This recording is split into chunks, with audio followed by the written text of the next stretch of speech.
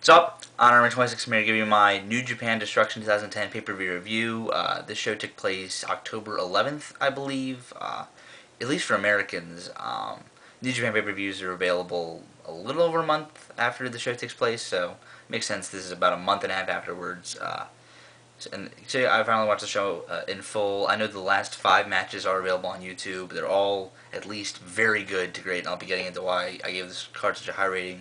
I'll leave the link in the description box to the channel where you can see all these matches, especially the first match, actually the 5th match took place, which drew me to this card in the first place, and then I heard how great it was, and I watched it, and gotta say it was amazing. And I actually think this is a little better than their Dominion pay-per-view. I know some people might think that was better than this, but to be completely honest, I thought this show is a little easier to sit through, at a little better of an undercard, and a little bit better of a main event. I know Shiozaki and Makabe was a great match, but I did like Kojima and Makabe a little better. And the match that drew me to the card, yes, Dominion had a better one, but this show just had a flow to it that I really, really liked.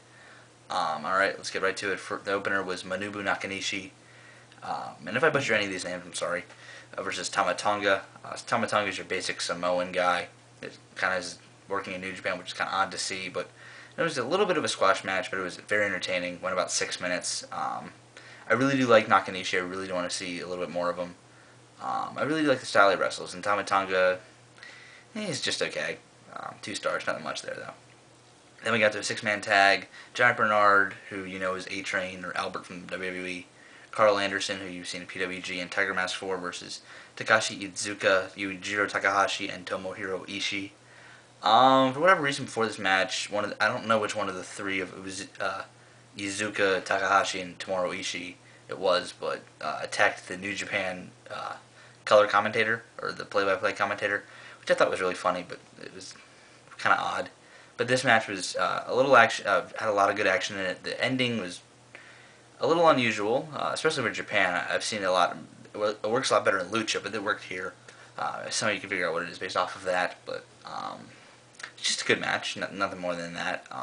I really think Giant Bernard looked very impressive here. I definitely think that if New Japan gave him a little bit of a singles run, if he got away from bad intentions a little bit, I think he'd do great. And then we got to a little bit better of a 6-man tag. Definitely a lot more names that you recognize, especially if you watch DCW, with Masato Tanaka, Jado, and Goto taking on Tomoaki Hanma, Wataru Inoue, who's in Blue Justice, and Jushin Thunder Liger. Definitely a lot more star-studded, a lot more consistency with the wrestlers in this match, because there are better workers in this match. I really like the stuff between Tanaka and Liger. Definitely those are 2 of my favorites, especially with the style they wrestle. I love both those guys. So it was great to see them here, especially on a pay-per-view like this. 3 stars. Then we got to Tajiri versus Toru Yano. If you saw, this is actually building from the Dominion pay-per-view a little while back. Toru Yano got involved in Tajiri got involved in the Toru Yano versus Hiroshi Tanahashi hair versus hair match. Yano had some of his, I guess, buddies at the time, after he lost the hair versus hair match, trying to get Tanahashi the one shaved, and then Tajiri was the one who saved the day and actually got Yano shaved. This is building off of that. This is a very, very entertaining match. Yano had some red mist to counter Tajiri's green mist. And that was really cool that Tajiri came out to his WWE theme music, so I recognized it immediately. I'm like, yeah, Tajiri. So, very entertaining match. Probably the shortest match on the show, though, and it was still entertaining, 2 1/4.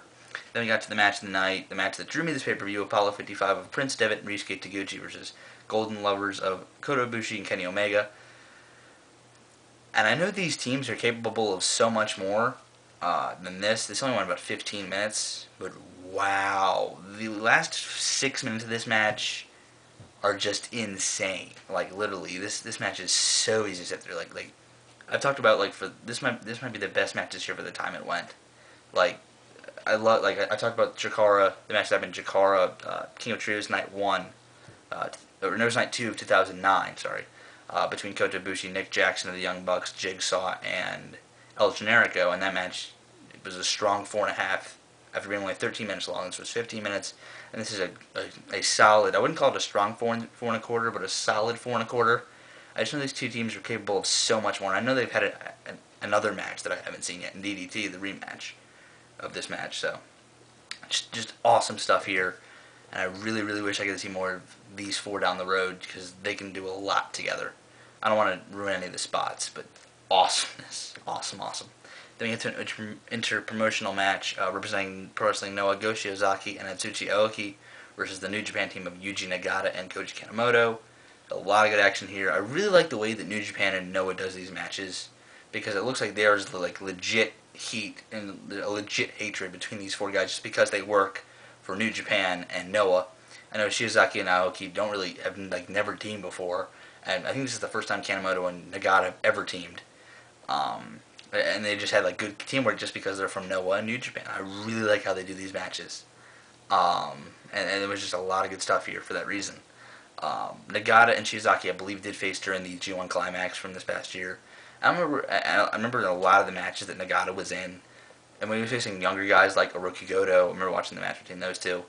They tried to do the old school, new school type thing, which they did here, which looked great. Because Kanemoto is a veteran as well. He just had his 20th anniversary match at the pay-per-view that led into this against Davey Richards, which he won. And that was a great match, but and this match was very, very good. 3 3/4 stars. Great job. Then we got to a match that I was really looking forward to. My favorite New Japan Pro Wrestler, Hirooki Goto versus Shinsuke Nakamura.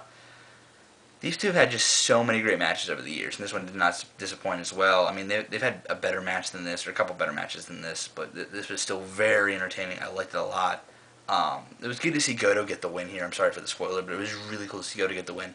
And I do see the main event of Wrestle Kingdom 5, which is, I believe, January 4th, Tokyo Dome, the Tokyo Dome show, being, and I have to give away another spoiler right here, but most of you know who wins this match anyway, of Kojima versus Goto, being the reason, they're building towards Kojima's ducking Goto. I mean, Kojima's first title defense was against Nakamura and not Goto when the New Japan officials wanted it to be Goto. So, I really do see them going in that direction, and they made Goto look so strong here, beating the guy he could never beat when he was champion in Nakamura. So I really did like that 3 3/4, a strong 3 3/4 of that. And then we got to a match which I was kind of interested to see because Tetsuya Naito, is the better of the two wrestlers from No Limits. I was going to see him put him against the ace of New Japan, Hiroshi Tanahashi, and give him time and see how they did. This was the longest match on the show, and this was great. I really want to see more of Naito as a singles competitor. I wonder where Yujiro was, or Yujiro. I don't know how you pronounce that. His partner in No Limit. I mean, because if he gets a singles run, I could see him go after the junior title, which I think he might. If he would win, I think he could run with it. I mean, you put him in there with Tanahashi, give him time, he puts on a great match like this, second best match of the show, and it just was a joy to see. A lot of good X Division style wrestling here. I know Tanahashi had some experience in the X Division, final resolution of 6 against AJ Styles, but it was very high paced, high flying. A good opponent for Tanahashi. I really liked the chemistry between these two. For a strong 4 stars. Then we got to the main event, IWGP Heavyweight Title, Togi Makabe versus Satoshi Kojima. I really, really liked this match. I mean, I think both these guys are good wrestlers, but I really don't like them like that. I don't really like their styles, and I really do think Goto should have had the role Makabe had in beating Nakamura. But I mean, I really do think that Goto should have been that guy. But I really didn't see him winning the G1 Climax, so I'm fine with this match. And I'm glad they put the belt on Kojima. This match, Makabe did prove to me here, well, at least he should have had the belt. This was a great match. He did put on great matches as champion. I have no problem with that. I just don't think Makabe was the right man to hold it. It was my only gripe there. So there's nothing really against this match. Really, really good stuff. It was great stuff, actually.